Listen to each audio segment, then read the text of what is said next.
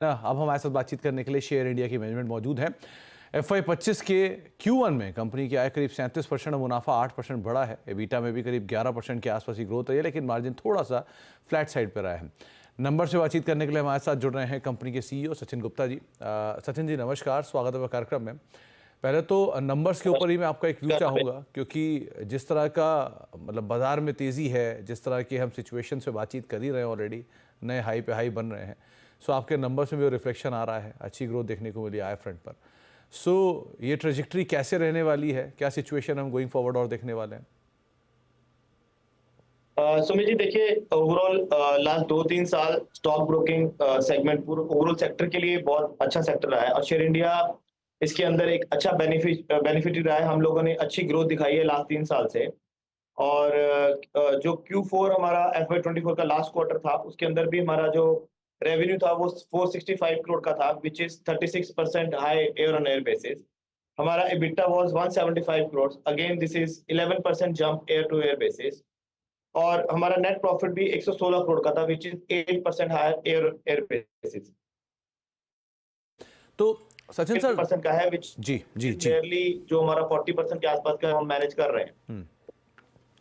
तो सचिन सर और जहां तक आपने पूछा मार्केट हाई बना रहा है, definitely sir retail participation continuously add हो रहा है। और इन्वेस्टर्स आईपीओ साइड से प्राइमरी सेकेंडरी सब जगह से इन्वेस्टर्स बढ़ रहे हैं, पार्टिसिपेशन बढ़ रहा है। और हमें लगता है कि एक बड़ा इवेंट अभी पूरे देश के लिए खत्म हुआ है, जो कि जनरल इलेक्शंस खत्म हुए हैं और मार्केट पॉलिटिकल साइड पे एक बड़ी स्टेबिलिटी है। और आने वाले 5 साल में एग्जीक्यूशन साइड पे गवर्नमेंट साइड से अच्छा पुश रहेगा। और हमें लगता है ये सारा इसका बेनिफिट आगे ओवरऑल मार्केट को रहेगा, पार्टिसिपेशन इसी तरह बढ़ेगा। और ये पूरे सेक्टर को अगले 5 साल में आप देखेंगे एक नए जोन में जाते हुए। And share India will also C good growth in coming 5 years. तो सचिन सर, ये ब्रोकरेज बिजनेस के अंदर करीब करीब 27% की एक अच्छी ग्रोथ आपने वाई बेसिस पर देखी है, एंड साइमल्टेनियसली आपने 2 नए एक्विजिशंस भी किए हैं इसी सेगमेंट को और या बाकी सेगमेंट्स को और बूस्ट करने के लिए। सो ये तरह की ग्रोथ को आप कैसे मेंटेन रखोगे? 1 2 दूसरा, जो 2 नए एक्विजिशन किए हैं इनका कितना इम्पैक्ट या कब तक इनका इम्पैक्ट हम देखेंगे? सुमित जी, मैं एक आपके माध्यम से आपके व्यूअर्स को और सबको ये बताना चाहता हूँ कि सारा फोकस इस टाइम जो शेयर इंडिया का है वो रिटेल ग्रोथ की तरफ है। रिटेल में हम लोगों ने रिटेल को बड़ा करने के लिए हमें टेक साइड पे सपोर्ट चाहिए था, तो हमने 2 कंपनी एक्वायर किया, एल्गोवायर और यूट्रेड, जो कि सब्सिडीज है शेयर इंडिया की। यूट्रेड के साथ मिलके हम लोगों ने एक एल्गो फॉर रिटेल, यूट्रेड एल्गोस के नाम से एक प्रोडक्ट लॉन्च किया है अभी 4-5 महीने पहले। और इसके थ्रू हमें रिटेल पार्टिसिपेशन काफी अच्छा मिल रहा है। और ये दोनों टेक कंपनीज हेल्प कर रही हैं एक अच्छा प्रोडक्ट डिजाइन करने में, जो रिटेल के काम आता है। जो रिटेलर एल्गो ट्रेडिंग करना चाहता है वो यूट्रेड एल्गो के माध्यम से शेयर इंडिया के थ्रू वो ट्रेडिंग कर सकता है।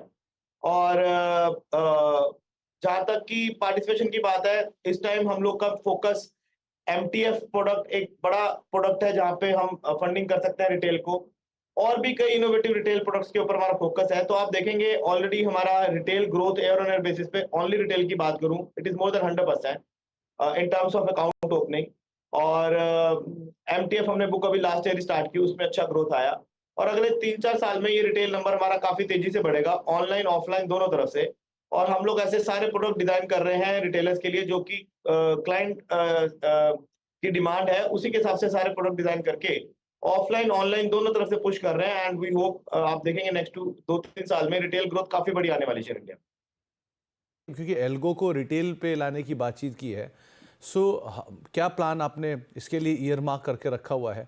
और क्योंकि आपके इस सेगमेंट में या अलग अलग ब्रोकरेज हाउसेस बढ़ रहे हैं, धीरे धीरे कंपटीशन भी स्टिफ हो रहा है जैसे मार्केट ग्रो कर रही है, सो इसको आप कैसे मिटिगेट करोगे? सुमित जी, जैसे आपने बताया कि 2 टेक कंपनीज हमने जो एक्वायर की हैं, उसका पर्पस यही है कि हम लोग इनोवेटिव प्रोडक्ट्स रिटेल के दे पाए।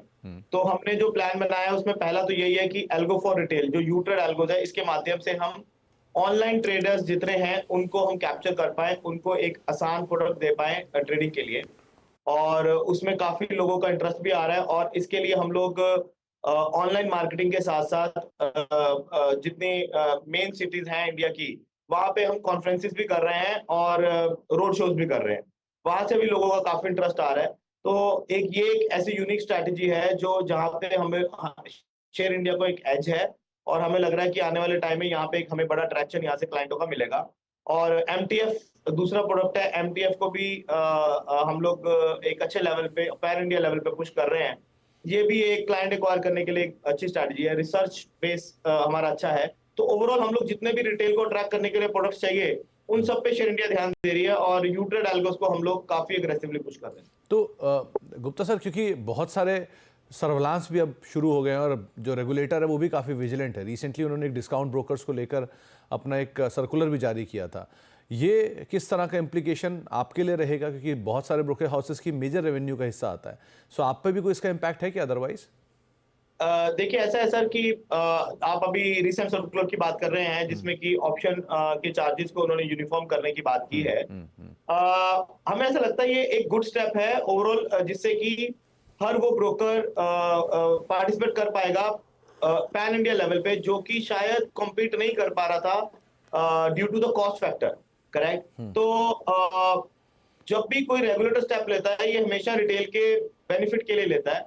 हमें ये लगता है कि ये स्टेप नेगेटिव नहीं होगा, ये स्टेप ओवरऑल पॉजिटिव होगा। अडेप्टेशन में थोड़ा टाइम लगता है, बट अगर हम शेयर इंडिया लेवल पे बात करें तो शेयर इंडिया पे इसका कोई बहुत मेजर इम्पैक्ट हम लोग को, हमारी मैनेजमेंट को अभी तक नहीं नजर आ रहा है। एंड जो भी चैलेंजेस हैं पूरी इंडस्ट्री के साथ हैं, एंड इंडस्ट्री की ग्रोथ के लिए ज्यादा ब्रोकर्स का रहना, उनका रेलेवेंट बिजनेस होना ओवरऑल इंडस्ट्री के लिए अच्छा है। जिस हिसाब से इंडिया में पार्टिसिपेशन बढ़ रहा है, तो वो उसका concentration to some brokers is not good for the overall industry. तो अगर वो जो सेबी ने ये स्टेप लिया बड़ा वाइज स्टेप है, एंड आने वाले समय में हम सब इस स्टेप को अप्रिशिएट करेंगे। और शेयर इंडिया लेवल पे भी हम लोग को इस स्टेप से कोई नेगेटिव इम्पैक्ट नहीं है, पॉजिटिव है सर। चलिए, बहुत बहुत शुक्रिया सचिन सर हमारे साथ बातचीत करने के लिए। समय का अभाव, वरना आपसे और बात करते, लेकिन बहुत बहुत शुक्रिया आज हमें अपना समय देने के लिए, हमसे चर्चा करने के लिए, और आपको शुभकामनाएं आने वाले क्वार्टर्स के लिए, नंबर्स के लिए भी। स्टॉक आपको सस्ता भले दिखाई पड़ रहा है क्योंकि उसमें स्टॉक स्प्लिट हुआ है, तो ये भी मैं सभी दर्शकों को बता दूं, जो अगर 300 रुपये का दाम देख रहे हैं तो उसमें स्टॉक स्प्लिट है, इसकी वजह से वो दाम आपको कम दिखाई पड़ रहा है। आगे बातचीत करेंगे हम। प्रशांत सर से हमारे साथ मौजूद है। शेयर इंडिया का स्टॉक बातचीत में ही 3.5% ऊपर आ चुका है, DI के आसपास स्टॉक अभी कामकाज भी कर रहा है। ब्रेक का वक्त हो गया, ब्रेक के बाद लौटते हैं। प्रशांत सर से हम बातचीत करेंगे एक सस्ते ऑप्शन के ऊपर भी, लेकिन जाने से पहले राजेश सर ने कल एक फ्यूचर में कॉल दी थी, एक इसी शो में कॉल दी थी, वो थी इन्फोसिस को लेकर, जहाँ पर खरीदारी वगैरह चलने की राय उनकी तरफ से आई थी, और उस कॉल के टारगेट्स जो हैं वो अचीव होते हुए दिखाई पड़े हैं। एक बढ़िया कॉल जो कि राजेश सर ने कल दी थी, उसके ऊपर भी हम बातचीत करेंगे छोटे से ब्रेक के उस पर।